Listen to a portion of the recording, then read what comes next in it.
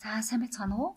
За над шиг англи хэлнийхээ чадварыг дээшлүүлгээл уухгүй үзэж байгаа хүмүүстээ энэ өдрийн мэндийг хүргэе. За өнөөдрийн миний хичээлийн мэдээлэл юу вэ гэхээр одоо яг 4 одоо цагаа ингээд айгуу гоё багцлаад схемчлээд авсан. Өөрөөр хэлбэл одоо юу байгаа штэ. Англи хэлний нөгөө үндсэн 12 цаг байгаа штэ. Үндсэн 12 цаг чинь дотроо 4 ширхэг одоо цагтай юм байна. 4 ширхэг өнгөрсөн цагтай юм байна. 4 ширхэг ирээдүйн цагтай юм байна. Ингээ ялгаад аваад тэгэхгүй нөгөө нэг present simple цагаа гэл ингээд дотор нь өнгөрсний гэсэн одоогийн гэсэн ирээдүйн ингээд үзэхээр ерөөс толгой эргээд тэрийг чинь бүр ингээд тогтооход аюу хэцүү үед юм.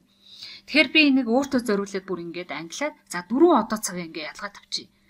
За жишээл 4 одоо цаг дотор ингэж яах present simple, present continuous, present perfect, present perfect continuous. Тэгвэл энэ 4 цагийн нэг ямар тохиолдолд хэрэглэх юм бэ гэдгийг ингээд хэсгэмжилж аваад тэгээ би энэ тэмдэглэлээ хөтлөхдөө зүгээр өөрийнхөө мэдгээр биш ингээд багшийнхаа цахим хичээлийг үзээд дээр нь болохоор энэ understand and using grammar гэдэг юм ном байгаа байхгүй. Би энэ номны ашиглаж энийгээ бичээд дээр нь энэ байгаа тасгалууд байна. Бүгдийг ингээд эхнээс нь бүр ингээд ажиллаад явж байгаа юм.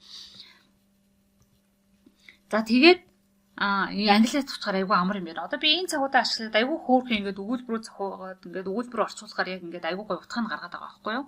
За тэгэнгүүтээ доор болохоор доош нь ингээд би бүр ингээд present simple-гээ бүр ингээд өөртөө зориулаад ямар туслах өгүүлбэртэй ямар бүтцээр бичигдээ асуух хэлбэр нь ямар гэдэг үүсэх нь ямар гэдгийг тэгээ ямар үед хэрэглэдгийг ингээд жишээтэй ингээд авчихсан.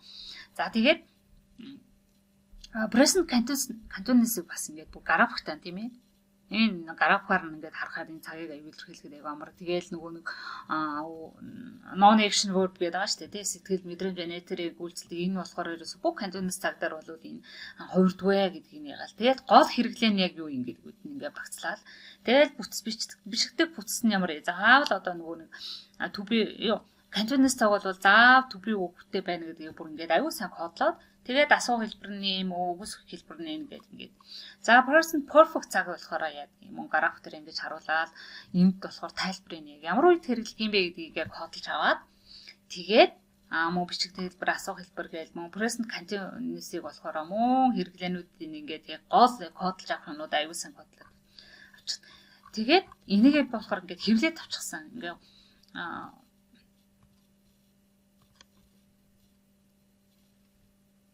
одоо ингээд A4 дээр ингээд хэвлээд өчөж байгаа байхгүй юу? Тэгэнгүүтээ өөр ингээд хавцсан хийгээд эсвэл ингээд юучаад ингээд байнга ингээд ширээн дээрээ байгуулгаад байгаа. Тэгээ эхний удаадаас та нөгөө одоо энэ 4 цагийг бол нэг бүгдийг ингээд гоё ялгааг нь гаргацдаг тий. Асуудал хэрэгжилж чаддаг болтлоо ингээд сайн давтаад ингээд кодлоод байгаа байхгүй юу?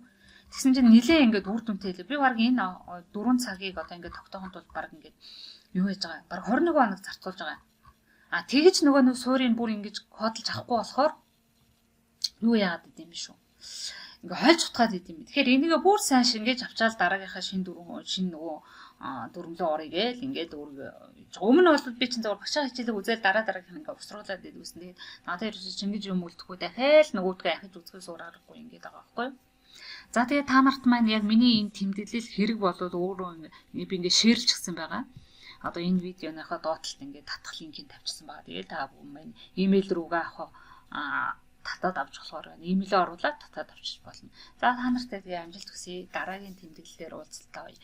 Энд гэхдээ хичээл биш шүү. Зөвхөн яг би өөртөө зориулсан тэмдэглэл та бүхэнд өөр чинь хэрэг болох юм бол энийг татаж ав. Заавал үзгэж шаарддаг. Тэгээ энэ тэмдэглэлүүдээ би яхад өөрийгөө жоохон сахилга баттай байлгах гэдэг ингээд тэмдэглэлүүдээ хөтлөөд ингээд оруулаад яваад байгаа. За магадгүй нэг жилийн дараа би хүсэж байгаа одоо IELTS-ийн оноо авч чадах нь уугүй юу гэдгийг бас дүгнэж харахад хэрэгтэй болов уу л гэж бодоод.